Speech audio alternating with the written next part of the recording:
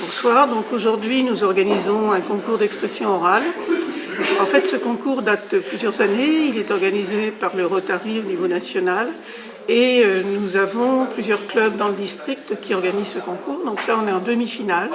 Ce concours est organisé au niveau de 2 districts pour ce qui nous concerne, donc, et touche les élèves des académies d'Amiens, de Lille.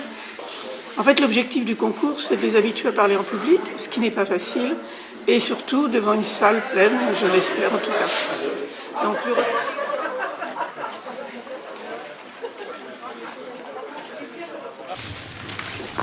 Bonsoir à tous.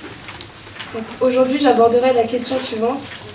Pourquoi la femme devrait-elle être l'égale de l'homme ? Donc j'ai choisi ce sujet parce que je me sens concernée en tant que jeune femme. Donc commençons avec quelques exemples. Avant, les femmes restaient à la maison, elles faisaient la cuisine, le ménage. Seul l'homme ramenait un salaire à la maison. Aujourd'hui, quelques évolutions. Comme les femmes qui travaillent et qui ont leur propre voiture. Ah, sauf les tâches ménagères, toujours pas partagées. La femme ne peut être chef de famille, alors que c'est elle qui donne la vie. Si elle porte un pantalon, ce ne sera toujours pas un homme.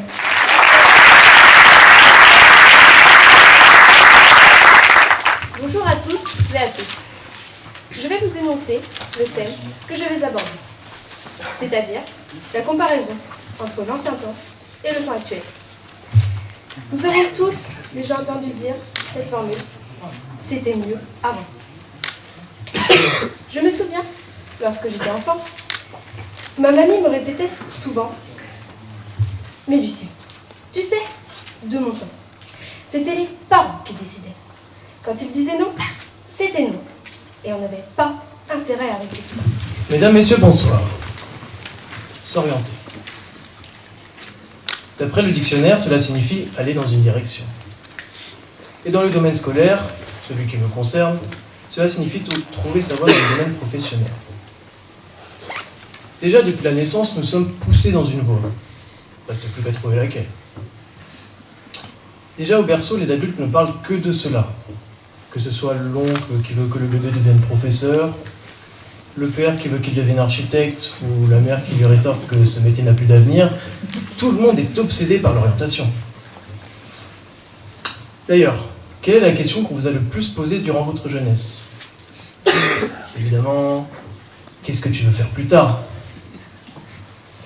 Lorsque j'étais enfant, je voulais être pompier, médecin ou maîtresse. Puis vers l'adolescence. Lorsqu'on me demandait ce que je voulais faire, j'enlevais mes écouteurs pour répondre. Je sais pas, de l'argent, être riche. Bonsoir à tous, je suis lycéenne, adolescente, mais aussi un être vivant, comme vous tous, je crois. Comme vous tous, j'ai des rêves, des choses qui me font vibrer, une passion. Et ma passion n'est pas sédentaire, n'est pas ordinaire. C'est un sport, elle existe depuis la nuit des temps. La partie pratique de celle-ci en tout cas, et l'autre est plus contemporaine. Je parle bien sûr d'équitation. Et quand je parle de partie pratique, on pense, et vous allez penser immédiatement à monter à cheval. Les hommes ont toujours monté à cheval. D'abord pour se déplacer. D'autres les utilisaient pour l'agriculture. Les nobles, eux, les utilisaient pour la chasse à courre, la guerre. Et d'autres malfrats font de la viande. Mesdames, messieurs, bonsoir. Je suis une fille. J'ai les cheveux longs, du maquillage, des talons hauts. Ce soir. Avant de naître, mes parents savaient déjà que j'étais une fille. Les médecins leur avaient dit. Mais savaient-ils vraiment qu'en grandissant, celui qu'ils avaient estimé garçon voudra l'être, ou que celle qu'ils avaient destinée à être fille le sera ? Certaines personnes se sentent en effet différentes. Elles sont à la fois présentes physiquement et absentes intérieurement. Ainsi, l'esprit des transgenres ne correspond pas à leur sexe assigné et donc à leur corps. Pourtant, ne trouvez-vous pas cela normal qu'une fille reste une fille ? Les transgenres ne sont pas dignes de paraître, voyons. La nature a donné la beauté, la douceur aux filles. Une fille est sage et bien élevée. Et surtout, Un garçon ne pleure pas.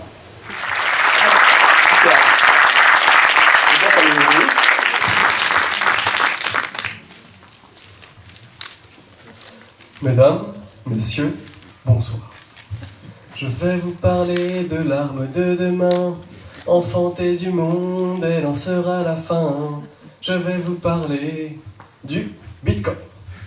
Le Bitcoin est une monnaie virtuelle créée en 2008 par Satoshi Nakamoto et qui a commencé à être utilisée en 2009. L'ascension fulgurante du cours de cette monnaie en a fait la star des journaux télévisés jusqu'à remplacer le traditionnel et passionnant feuilleton du Trésor sur la fabrication de la galette des rois, pourtant inoxydable marronnier. L'engouement autour du Bitcoin l'a rapidement propulsé en tête des sujets de conversation entre collègues, entre amis ou encore en famille. Paradoxalement, le Bitcoin reste encore très mal connu du grand public. Qui peut ici se targuer de maîtriser à la perfection les rouages complexes du fonctionnement de cette monnaie? Tout d'abord, bonsoir. J'aimerais vous poser une question. Êtes-vous curieux? Pour ma part, oui.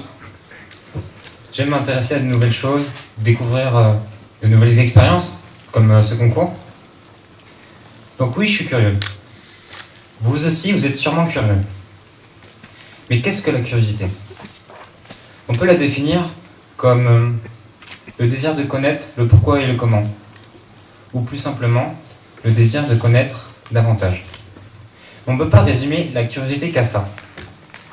La curiosité est fondamentale. Remettez-vous par exemple il y a 10 000 ans, lorsque l'homme était habillé de peau de bête, et que nous chassions et que nous cueillions des fruits. Si par curiosité, il n'avait pas regardé les plantes pousser, jamais il aurait eu l'idée de faire pousser des cultures.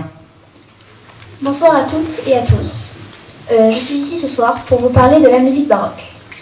La musique est une des plus anciennes activités de l'homme. En effet, c'est pour lui une manière de communiquer, d'échanger et de partager des expériences et même des découvertes. Bien que le temps ait évolué et que la musique ait changé, son but reste aussi le même, bien que d'autres s'y soient ajoutés. Effectivement, la musique est aussi un divertissement de nos jours, peut aussi être une passion ou même un métier que l'on peut exercer durant notre vie. Mais qui n'a jamais entendu de musique? C'est tout à fait improbable parce que la musique est courante et partout dans notre vie, tous les jours. Effectivement, on l'entend lorsque nous écoutons la radio, lorsque nous faisons des fêtes, ou même lorsque nous sommes au supermarché et que la radio tourne et que nous entendons de la musique qui peut nous influencer dans nos ressentis, dans nos vies de tous les jours ou dans même les achats que nous faisons. Pourquoi nous en vouloir? Il est vrai que nous sommes différents, car de générations différentes. Vous de vieux débris et nous des petits cons. Nous voilà mis en rivalité. Mais en même temps, nous vivons des choses différentes. Et je pense que ce combat, vu d'un jeune comme moi, pourrait peut-être vous intéresser. Mon premier exemple est l'unique, faute de temps et surtout d'inspiration, sera sur la technologie. La technologie, nous ne la vivons pas comme un allié ou un ennemi. Je dirais plus qu'elle est notre amie. On est peut-être destiné à l'avoir en nous, au bras, mais remarquez, nous l'avons déjà au poignet, dans la main ou devant les yeux. J'ai pas de lunettes connectées, ça n'existe pas encore. Contrairement à vous, vous qui haïssez cette technologie et qui la voyez comme une appropriation de votre propre personnalité, révélant cette personnalité au monde entier. Avant tout, bonsoir. Si je suis venu, c'est pour parler de rien. Je ne vais pas rien dire, mais essayer de définir rien en espérant ne pas parler pour rien. Sinon, vous ne comprendrez rien à rien et cela risque d'être un rien compliqué. Et pour ceux qui pensent que j'ai choisi ce sujet par manque d'inspiration, vous avez tort. Je vous poserai donc cette question. Qu'est-ce que rien? Certains me diront que rien c'est le vide ou que tout simplement rien c'est rien. Mais comme tout cela me semble très confus, remontons aux origines de ce mot. Rien provient de rem, accusatif de res, qui veut dire chose en latin. Rien est donc quelque chose. Mais en anglais, rien se dit nothing, littéralement aucune chose. Donc pour eux, rien n'est rien. Mais si personne ne semble d'accord, alors qu'est-ce que rien? Pour dormir, on m'a souvent dit qu'il ne fallait penser à rien. Du coup, j'y ai beaucoup pensé à rien. Et j'en conclus que si je pensais à rien, je pensais à quelque chose, puisque je peux y penser, y réfléchir. Si l'on dit que l'on croit en rien, on croit bien en quelque chose, puisque l'on croit qu'il n'y a rien à croire. Le mot rien lui-même est paradoxal, car si rien possède un nom, une existence, Alors rien est quelque chose. Mais a-t-il seulement une valeur? Mesdames, messieurs, chers membres du jury, bonsoir. Avant même que j'ai commencé à vous en parler, je suis déjà entré au cœur de mon sujet, puisque j'ai moi-même beaucoup hésité à participer à ce concours.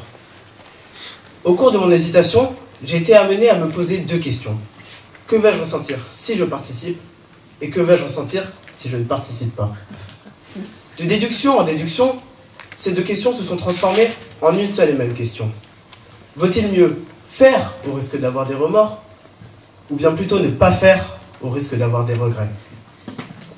Afin de pouvoir tenter de répondre au mieux à cette question en évitant toute confusion, je vais définir ces 2 notions de remords et de regret, si souvent confondues, puisqu'elles s'opposent et s'attirent à la fois, comme le feraient 2 aimants. Penchons-nous d'abord sur le regret. Pour le résumer simplement, Jean Cocteau dirait que l'on ne regrette que ce que l'on n'a pas fait. En d'autres termes, le regret se définirait en un effort pour faire renaître quelque chose. C'est un désir, le désir que le passé soit encore. Dans mon cas, j'aurais, par exemple, pu choisir de ne pas participer au concours, de peur d'échouer. Lorsque je serais venu y assister, je m'en serais voulu de ne pas avoir participé. J'aurais désiré que le passé soit encore pour lever la main lorsque l'on nous a proposé de nous inscrire. J'aurais regretté. Donc en deuxième, j'ai le plaisir d'annoncer Alice.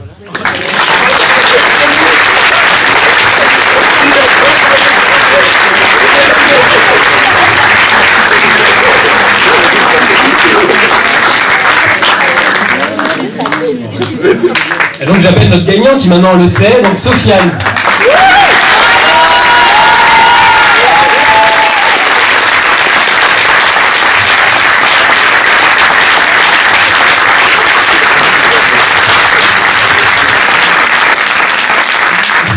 Je voudrais vraiment qu'on applaudisse aussi tous les autres participants parce que je trouve qu'ils méritaient tous de gagner. Ils ont tous un vrai talent.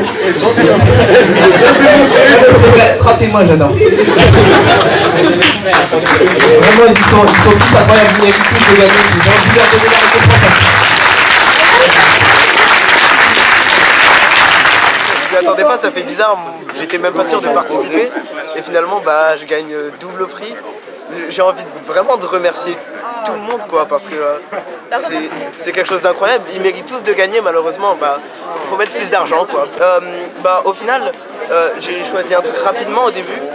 Puis après, j'ai pris beaucoup plus de temps pour réfléchir qu'est-ce qui me parlerait le plus. Puis comparé à la première partie, j'étais obligé de faire un truc qui me ressemblait totalement. Du coup, j'ai fait quelque chose de plus léger, peut-être drôle. Et je suis assez fier de ce que j'ai fait pour quelqu'un qui avait aucune idée au début, quoi.